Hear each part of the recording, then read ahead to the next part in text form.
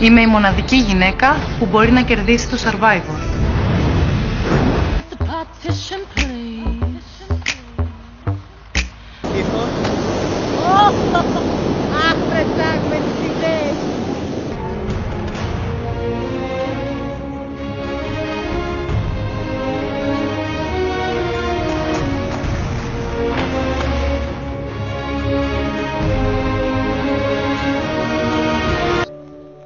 Έμαθα ότι κάποιος έχει υπογλυκαιμία, θέλει γλυκά. Απλά ξέρεις, δεν θέλω να μιλάνε και αντί να κοιτάς εμένα, κοιτάς το μπαμπαδάκι. Τι είναι αυτό το πράγμα. Δεν γίνεται, Σάκη, να είσαι εδώ και να κοιτάμε το ματιάσαμε, ρε Σάκη.